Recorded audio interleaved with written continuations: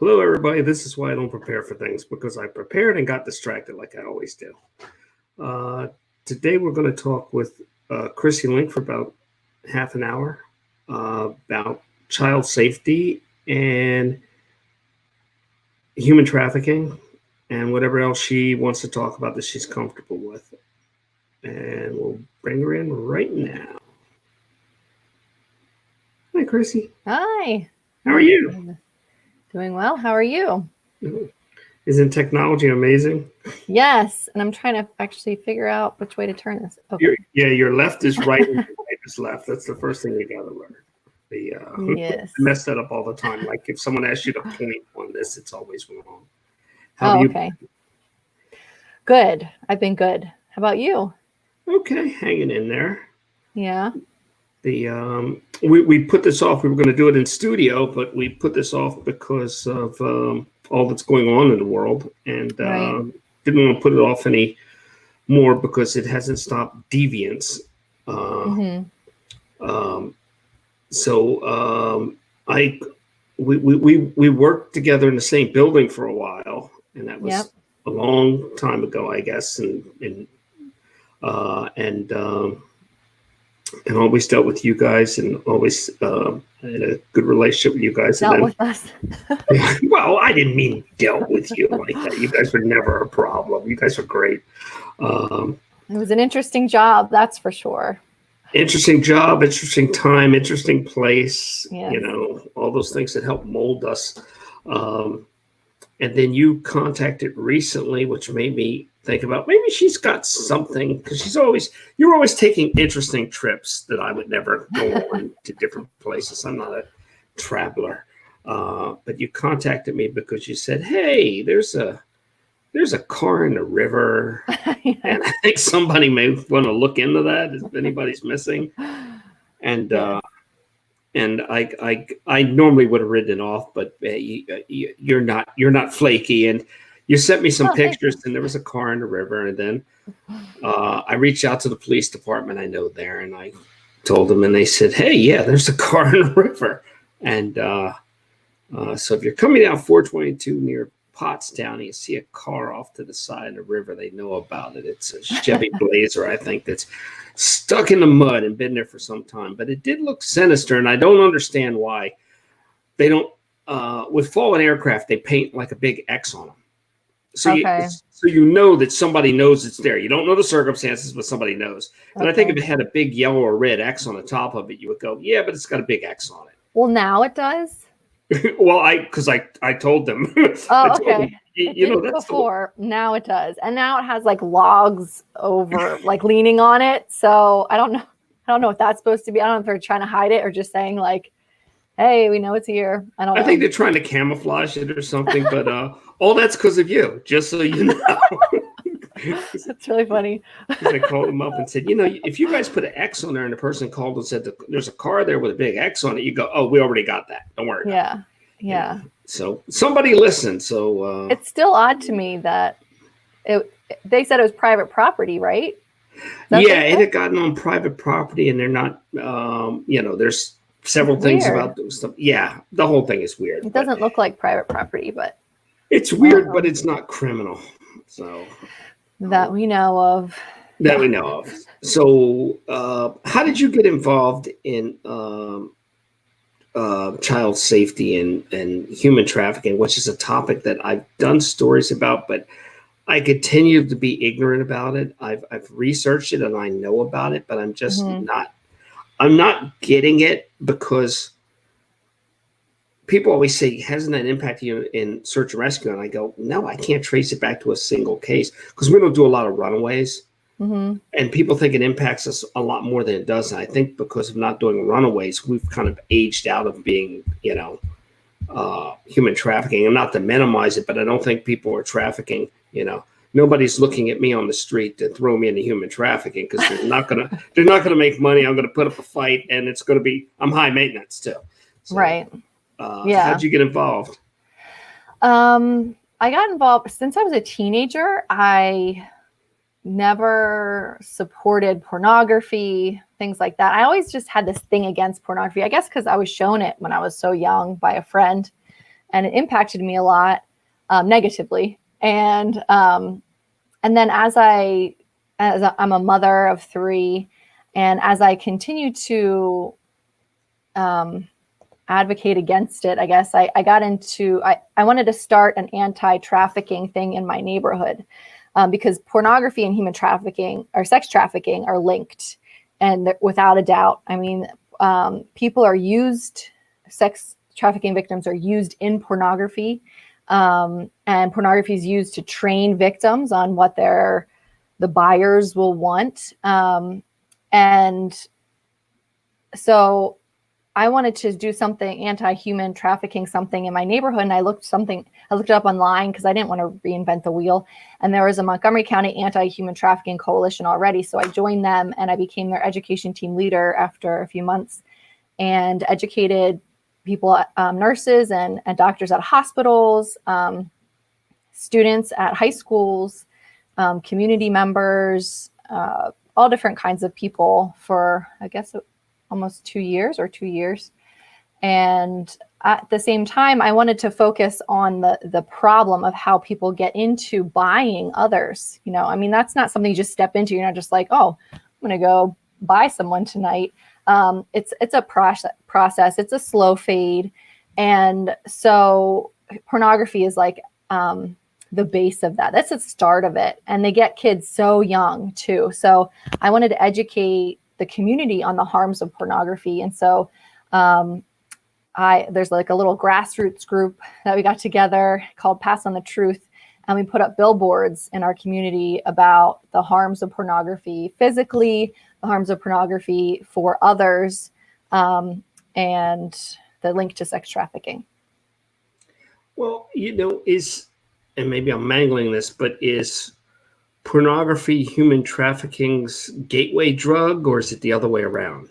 Yeah, no, pornography is human trafficking's gateway drug. That's a good way to put it. Yes. Okay, yeah, I'm a very simple-minded person. I have to break things down into simple things. Has it gone up because pornography is easier to get? When I was in high school, a guy had a magazine, and we all shared the magazine that somebody took from their parents or something, right. And that was it. And there was one instance of it at a time, right. and that was it. But now it's everywhere. You know, anywhere with an electronic device. Yeah. So as it's more available, then more victims are needed to make more images, right? And more videos. So people are enticing and sometimes tricking kids and girls and boys into making pornography so that they can be used and they can be sold online with pornography. So it's a very vicious cycle, but yes, it's so widely available. And that's one of the problems, because the average, I think the average age is by 11. I've seen as young as 8 that the first time a child sees pornography by accident. Now you can like type in any word on the computer and there could be a pornographic image that comes up. You know, I mean, they took over everything. And that's not by accident. They have algorithms to put out free porn in these different places where kids go so that they get hooked, because they know within 3 to 5 clicks, these kids could be hooked and then eventually make money off of them. You know, with everything else, it's all about money in the end and in the beginning.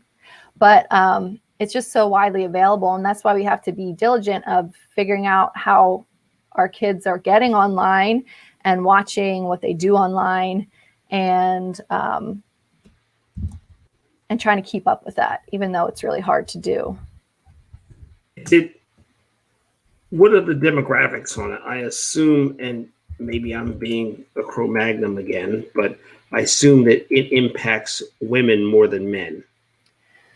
As far as being trafficked and in pornography, yes, it does affect women more than men.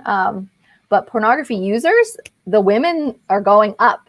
And I think, well, 2018 stats was 28% women were viewing and 72% men were viewing. So the women are actually creeping up in viewing as well. And creeping is the right word. Yeah, it's interesting.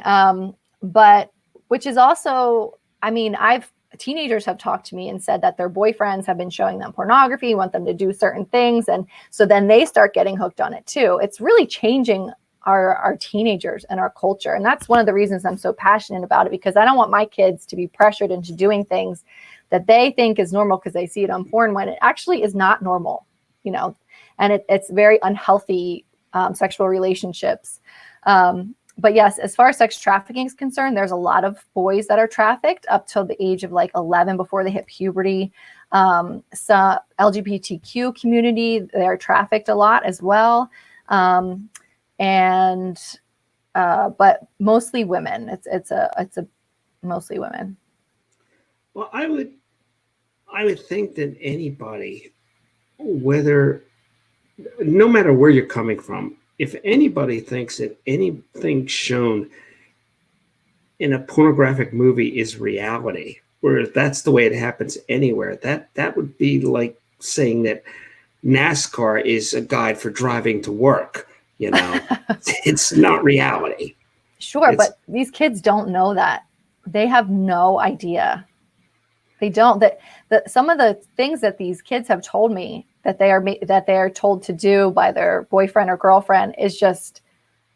I told them that's not real sex. That's not what it all is all about. That's not what your parents do in the bedroom. But that's another problem too, is that parents aren't talking to their kids, and the kids are seeing these things before they have that talk with their parents as well. Parents have always skirted around that issue, as I'm sure you will skirt around it to a degree with your children. I will not, Mark. You are not, there's no way you just dive right into it. There's no way there's not some stuttering or stammering when you first get hit with that question where you go, we've started it. See, like what I've realized as a parent, as these kids, they ask the questions. You don't have to start the conversation. They ask the questions. So already it's just about, the small things, the body safety issues. So you teach them the body safety issues when they're young, and you know what their body is, why you keep it protected, why you hide certain things, you know. And then when they start asking questions, well, how are babies made? Then you give them a little bit at a time, then the way that they'll understand, you know. And then as they grow older, they're asking more in-depth questions. So it's really not something that's forced. It's very a natural thing. But has any parent ever asked how are babies made, and they don't start out with a little clearing their throat or something like, well, what happens is we get them, you know, somebody, yeah, no, there is the moment. There is that moment where you're like, okay. Yes. And nowhere does anybody say, nowhere in no situation do you say talk to your father, because I don't think a woman's ever uttered that phrase. It's usually I don't know. But I've heard a lot of kids tell me that their father showed them porn to learn what to do, which is not, again, to learn what to do and to, you know, have that release and so forth. So there's just this ongoing, not every child, obviously, but there's some that have told me that. So there's this ongoing cycle as well, because that's how they learn, because their parents haven't talked to them about it, you know, or their parents didn't talk to them about it. So yeah, it's just. I was raised in a generation where everything was figured out yourself. It was figured out yourself. Burn yourself on the stove, do it. I never had that talk with my parents, and I've paid the price every day for not having that talk with my parents. You know, it's just we were just shamed into everything, and I think even in this day and age, school isn't doing right by children in doing things like bad home economics and things like that. Real life skills. Instead, they're teaching us, you know, quantum physics, which we'll use every day of our life as adults. You know, instead of teaching, you know, a lot of this thing with human trafficking is people.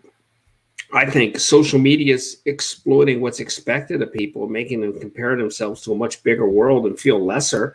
And somebody just jumps in on it like a parasite, and I think it's the same parasites that existed since the dawn of time, but I think they have a bigger platform there's a bigger pond for them to fish in, you know? Right. And It just, I've been to seminars and I've seen, but it's something, and I want to understand. I don't want to be narrow-minded about it, but I've just simply never encountered it, and I'm surprised. And I resist the thing to say, well, since I've never encountered it, clearly it doesn't exist. I resist that urge, but I've gone back over cases because I review cases, but I've gone back over cases. Did I miss something? Was there something in? Now I've seen domestic violence when I reviewed cases that I didn't realize was there before, but I've never seen human trafficking. And I actually, is there an age cutoff? I know there's no real age cutoff, but isn't there an age where it starts to thin out the statistically? Well, pimps and traffickers, one and the same usually, they go for younger kids, like 12, 13, 14-year-olds, and usually teenagers, because they're naive, right? They're very self-conscious. They believe everything that you tell them. You're so beautiful. They're easily hooked into relationships and so forth. So those are the biggest range of trafficking victims. However, I don't want to minimize the fact that a lot of people that we label as prostitutes in their 30s and 40s, even 50s, that they could have been trafficking victims. There's never a girl that wakes up or has a dream of saying, I want to sell my body for a living. Never. Something happened to these women where they're probably trafficked as a teenager. And that's the life that they knew. They couldn't, when they try to get out, they didn't have a job. They didn't have skills. They didn't have anything to fall back on. And that's what they knew how to fall back on. Maybe they were addicted to drugs, and that's how they knew how they could get their drugs, by selling themselves or whatever. So we can't like throw them off the side to a different category even, because a lot of those women, we think chose their way in, but really they could have been victims to begin with. Well, I think that's a good way of putting it. Nobody wakes up and says, you know what, I'd like to sell my body and have, casual sex with strangers and be abused. Right. I think that, so they're tricked in, lured in, or whatever. I'm just wondering, the trafficking drug, balance, what pushes which, or is it this cyclical pattern that develops and they become, you sell your body for drugs, you need more drugs, you need to sell your body more to get drugs, you get stuck in a cycle. Right. So there's a couple things with that. One is that if you're already on drugs, let me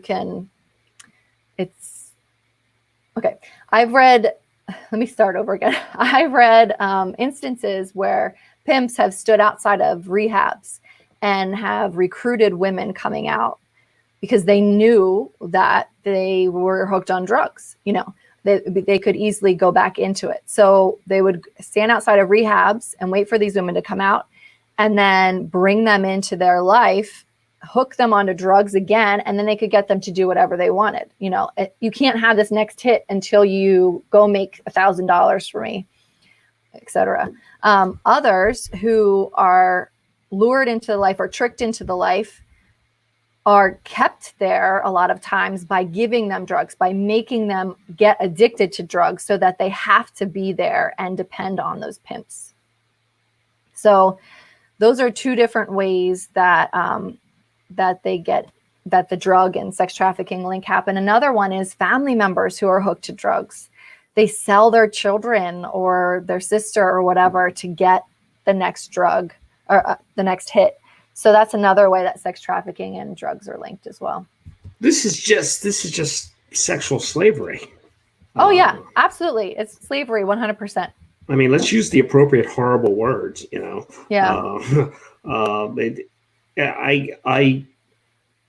I do statistics on missing people, and I do my own statistics from other stuff, and I look for patterns. That's all I do is I always look for patterns. And I did notice in one town in Jersey that the majority of the people missing were girls under the age of 16. There was a big chunk. And I looked at that and said, that has to be some kind of human trafficking, some kind of sex Sure. thing. There's Mm-hmm. not that many girls. And I think people are taking advantage of, they're putting pressures. I think it works more on women or girls because I think they're putting pressures on them. Like you were saying about the compliments and what they need Mm-hmm. to, what society expects of people. And I think they're just feeding into that. And I think that, um, I think women respond to those compliments different than men because I think it's been, just down the way that, you should solicit that, you should want that or whatever. Mm-hmm. Whereas a guy's lucky if he gets 2 compliments in his life. We're used to having none. If you give us it's the opposite reaction. You give us a compliment, we become suspicious. But there's these different pressures on young girls who are, I think, another problem with the internet is that they are smarter than we were. They have access to Mm-hmm. more information, but that gives the illusion that they're wiser, and they're not. Right. They're Yeah. just, I heard someone from the Department of Homeland Security say this. He said, if your child is going to, they have their license, are you going to give them the Maserati first, or are you going to give them a beater car so that if they get in a car wreck, they can crash it, whatever. It's not that big of a deal. Well, the point is you see that they're responsible with it. Then you move them up slowly to a better car, right? And the man said, why are we giving these kids Maserati phones? Why not start them with a little track phone, flip phone, whatever, that can't get on the internet, that you can see that they're responsible with their texting, with their pictures, whatever. And then you move them up. Because really, when you hand a child a smartphone, you're literally handing them access to the entire world, entire world. And, pedophiles, they're not hanging out at the playgrounds as much anymore because the kids aren't at the playgrounds as much anymore. They're hanging out online because all the kids are online. They're hanging out on video game sites, social media, waiting. And some of these pedophiles, and these traffickers, they do this 24/7. All they're doing is thinking about how to trick our children into showing pictures to them, sharing videos with them, how to lure them away from everyone that they trust so they can gain money and pleasure off of them. People do this for, 24/7. So it's just, yes, the Maserati phone. So that always stuck with me, the Maserati phone versus, the little flip phone thing. Yeah, you need one of those Firefly phones. It has 3 buttons on it. It's like the parent that actually loves you, the police, and your friend. So the 3 buttons on the phone.